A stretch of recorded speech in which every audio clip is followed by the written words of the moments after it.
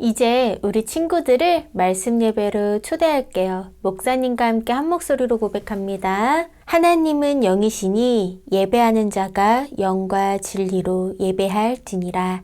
아멘. 오늘 우리가 받을 하나님의 말씀은 요엘서 2장 12절에서 13절 말씀이에요. 함께 한 목소리로 하나님 말씀 받겠습니다. 지금이라도 너희는 진심으로 회개하여라. 나 주가 말한다. 금식하고 통곡하고 슬퍼하면서 나에게로 돌아오너라. 옷을 찢지 말고 마음을 찢어라. 주 너희의 하나님께로 돌아오너라. 주께서는 은혜롭고 자비로우시며 오래 참으시며 한결같은 사랑을 늘 베푸시고 불쌍히 여기는 마음이 많으셔서 뜻을 돌이켜 재앙을 거두기도 하신다. 요엘 2장 12절에서 13절 말씀. 아멘. 샬롬. 초등부 친구들, 한 주간도 몸도 마음도 건강하게 잘 보냈나요? 지난주 수요일에 친구들에게 반 선생님께서 띵동하고 묵상 메시지가 친구들에게 도착했을 거예요. 친구들도 다 알겠지만 지난주 수요일부터 사순절이라는 절기가 시작되었어요. 사순이라는 뜻은요, 넉사에 열을 순 해서 40을 의미해요. 지난주 수요일인 성화수요일부터 시작해서 부활주의 그 전날까지 주일을 뺀 40일을 의미하는데요. 이 40일 동안 우리는 무엇을 하냐면요, 예수님이 이 땅에 오신 이유를 대해서 우리가 생각해보고 예수님의 오신 이유와 예수님께서 걸어가시는 그 십자가의 걸음, 한 걸음 한 걸음을 우리가 다시 기억하고 마음 깊이 새기면서 예수님을 따라가겠다라고 결단하는 주간을 의미해요. 그래서 우리 그리스도인들에게 사순절이라는 것은요, 나를 되돌아보고 예수님이 가신 길을 기억하며 그 길을 따라가겠노라 하는 절기예요. 사순절 기간 동안 우리 친구들이 예수님을 묵상하고 또 예수님의 삶을 배우면서 함께 예수님과 호흡하는 기간이 되기를 간절히 바라요.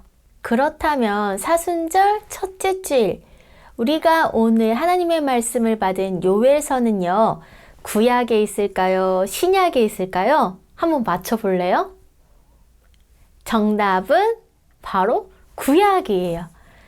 요엘서는요, 구약에 있는 본문이에요. 오잉? 구약이라고 하는 친구들이 있을 수도 있어요. 그런데 오늘 사순절 첫째 주일, 요엘서 말씀을 통해서 우리가 사순절 기간 동안 어떠한 마음가짐으로 지내야 하는지를 이 말씀을 통해서 배워가고 알아가기를 원해요. 요엘서는 구약에 있는데요, 1장에서 3장까지 이루어진 굉장히 짧은 예언서예요. 그래서 소예언서라고 하는데요. 지난번 이사야 말씀 44장을 받았을 때 그 배경 기억하는 친구들 있나요? 이스라엘 백성들이 바벨론의 포로가 된 상황에서 쓰여진 본문이었죠. 오늘 우리가 받은 요엘서는요, 이스라엘 백성들이 바벨론 포로에서 이제 풀려 나와서의 그 이후의 이야기를 담고 있어요. 그런데 1장에서 3장, 굉장히 그 장수가 짧다 보니까 이야기의 전개 속도, 호흡이 굉장히 빨라요. 그렇다면 요엘서 1장에 어떤 내용이 담겨져 있는지 우리가 먼저 살펴보려고 하는데요. 함께 4절 말씀 함께 읽어볼게요. 물무치가 남긴 것은 메뚜기가 갉아먹고 메뚜기가 남긴 것은 누리가 썰어먹고 누리가 남긴 것은 황충이 말끔히 먹어버렸다. 요엘서는요, 이야기가 시작되자마자 굉장히 무서운 자연재해 현상부터 이야기를 해요. 친구들 혹시 메뚜기 떼를 본 적 있나요? 목사님은 뉴스를 통해서 본 적이 있는데요. 메뚜기가 한 마리 있을 때는 그렇게 위협적이지 않지만 이 메뚜기들이 모여 있으며 사람들에게 굉장히 위협적인 곤충이 되기도 해요. 작년에 중국, 케냐, 이란 남부 지역, 아프리카 쪽에요. 메뚜기들이 많이 나타났는데 하루에 이 메뚜기 떼들이 35,000명이 먹을 수 있는 양의 작물들을 먹어치웠대요. 이렇게 한 종류의 메뚜기 떼가 한 지역을 휩쓸고 가도 엄청난 식량난이 일어나게 돼요. 그런데 1장 4절을 보면 이 메뚜기 떼 한 종류가 지나가도 엄청난 식량난이 일어나는데 무려 4종류의 메뚜기 떼들이 차례대로 휩쓸고 지나갔대요. 정말 단 요만큼도 사람이 먹을 것들이 남지 않는 상황이 된 거예요. 이런 상황을 뭐라고 표현할 수 있을까요? 최악의 상황, 초토화된 상황, 아무것도 남지 않은 절망적인 상황이라고 표현할 수 있어요. 그런데 예전 고대 근동사회에서는요, 이렇게 메뚜기 떼가 와서 모든 식량을 먹어버리고 가는 것을요, 신의 노여움에 비롯된 것이다 라고 해석되기도 했대요.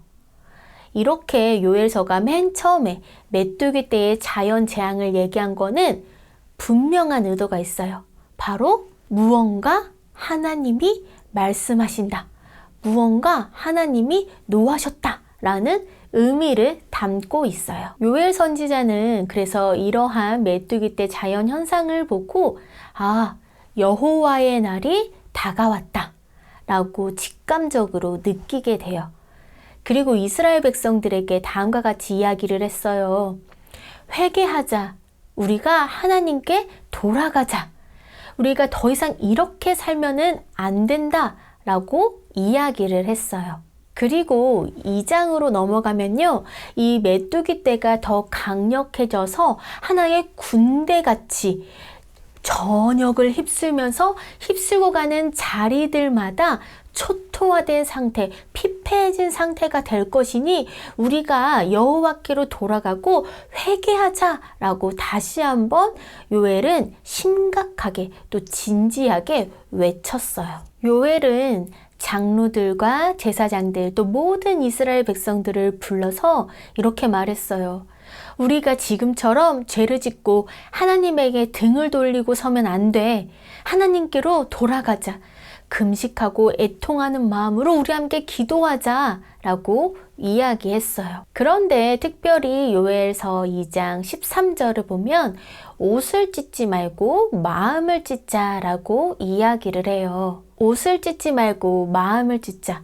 이거는 무슨 의미일까요? 그동안 이스라엘 백성들은 고통과 고난을 받으면 그 고통을 면하기 위해 하나님께 회개를 했어요.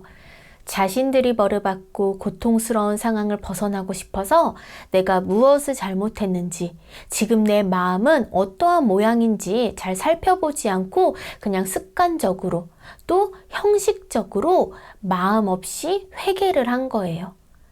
하나님께서는 요엘을 통해 이렇게 말씀하셨어요. 지금이라도 너희는 진심으로 회개해라.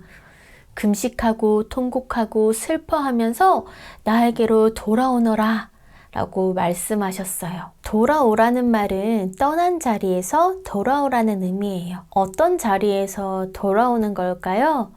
바로 죄가 있는 자리에서, 죄의 자리에서 돌아오라는 의미예요. 모든 죄는 하나님과 대면하는 것을 꺼려하는 것이고 또 하나님에게 등을 돌리는 것이에요. 하나님께서는 형식적으로 하는 기도와 회개, 금식을 아주 싫어하셨어요. 그래서 옷을 찢지 말고 마음을 찢어라 라고 말씀하셨어요.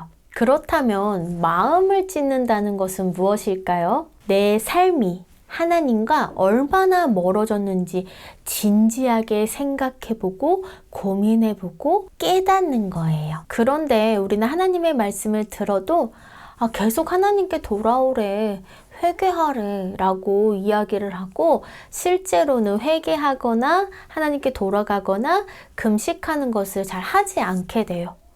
왜냐하면 에이, 다른 사람들도 다 이렇게 사는걸? 이라고 생각하고 말하기 때문이에요. 그런데 친구들, 오늘 본문을 보면 울고 슬퍼하고 애통하면서 마음을 찢고 하나님께 돌아오래요. 친구들, 그런데 우리 친구들은 혹시 살면서 내 마음을 다 쏟아서 내 온 마음을 다해서 무언가를 한 적이 있나요? 마음을 다한다는 것은 내가 처한 상황이나 마음의 상태가 어떠한지를 계산하지 않아요. 그냥 내 마음이 어떻든지, 내 상황이 어떻든지 간에 일단은 내 모든 것을 쏟아붓는 것을 의미해요.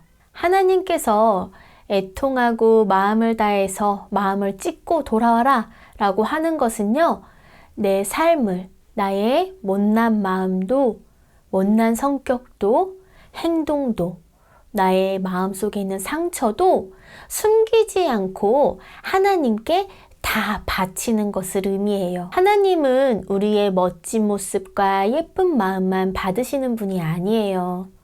우리의 상처난 마음도 나쁜 마음도 이미 하나님은 다 알고 계세요. 하나님께서는 우리가 어떤 마음으로 하나님께 등을 돌렸는지도 알고 계세요. 하나님의 말씀을 듣고도 그렇게 행하지 않은 우리의 마음과 생각과 상황도 하나님께서는 다 알고 계시다는 의미예요. 그런데 하나님께서는요, 우리의 이러한 마음을 다 아니까 그냥 있는 모습 그대로 하나님께 나아오래요. 이렇게 우리가 못난 마음, 또 하나님이 속상해 하실 만한 나의 상처 입은 마음, 속상한 마음, 또는 하나님께 가기 싫어하는 이런 모든 마음들을요, 하나님께 솔직하게 털어놓을 수 있는 이유는 무엇일까요? 13절에 보면 하나님은 은혜롭고 자비로우시고 오래 참고 한결같은 사랑을 베푸시면서 우리가 회개하면 모든 재앙을 거두시고 사랑으로 품어주시는 분이시래요. 우리가 이러한 모습을 가지고 나아갔을 때 예끼 놈, 못난 놈 이런 말을 하는 분이 아니라는 거예요. 이런 말을 하면 우리가 어떻게 솔직하게 말할 수 있겠어요? 안 그래요? 그런데 하나님은 이런 분이 아니세요. 우리의 어떠한 마음이든지 솔직하게 있는 모습 그대로, 나의 마음 그대로 하나님께 내려놓으면 하나님은요, 못난 놈이라고 하시는 것이 아니라 나한테 오느라 애썼어 라고 말씀하세요. 내 마음 내가 다 알아. 너의 있는 모습 그대로 나는 너를 사랑해. 나한테 오느라 애썼다. 내 사랑하는 딸아, 아들아 라고 말씀하시고 우리를 품에 꼭 껴안으시고 우리의 상처난 마음, 아픈 마음을 안아주시면서 위로해 주신대요. 그래서 우리가 다시 하나님의 말씀 따라 살아갈 수 있도록 힘을 더해 주신대요. 친구들, 하나님의 백성이 있어야 할 자리는 어디일까요? 바로 하나님 앞이에요. 하나님께 등을 돌리거나 하나님께 멀어지는 것이 아니라 하나님의 백성은 하나님 앞에 서로 마주 보면서 가까이 하는 것이에요. 사순절이 시작되었어요. 이 기간 동안 우리가 겉으로만 하나님께 나아가겠다라고 이야기하거나 형식적으로 예배드리고 회개하는 것이 아니라 진정하게 마음을 찢는 나의 있는 모습 그대로 솔직하게 하나님께 나아가는, 또 내 삶이 하나님과 가까이 있는지 멀어져 있는지 솔직하게 되돌아보는 시기가 되었으면 좋겠어요. 우리 친구들이 솔직한 모습으로 나아갈 때 하나님께서는 나에게 오느라 애썼어 라고 말하시고 우리 친구들을 품에 꼭 안아주실 거예요. 하나님께 솔직한 마음으로 돌아가고 또 나의 마음을 내려놓는 초등부 친구들이 되길 간절히 축복해요. 이제 우리 함께 기도하겠습니다. 하나님, 솔직한 마음, 연약한 마음, 상처난 마음, 부족한 마음, 있는 모습 그대로의 마음을 하나님께 드려요. 제 마음을 받아주세요. 하나님과 멀어지려고 하는 마음이 무엇인지 깨닫게 해주시고 매일매일 더욱 하나님과 가까워지는 제가 되게 인도해 주세요. 예수님의 이름으로 기도드립니다. 아멘. 이제는 예수 그리스도의 은혜와 하나님 아버지의 사랑과 성령님의 교통하심이 오늘 예배를 드리고 하나님 저 있는 모습 그대로 상처난 마음, 연약한 마음, 슬픈 마음, 어떠한 모습이든지 있는 모습 그대로 제 마음을 하나님께 드리며 사순절을 시작할래요 라고 결단하는 모든 초등부 친구들과 모든 예배드리는 이들 위해 지금부터 영원까지 함께 하시기를 간절히 축복하며 기도하옵나이다. 아멘.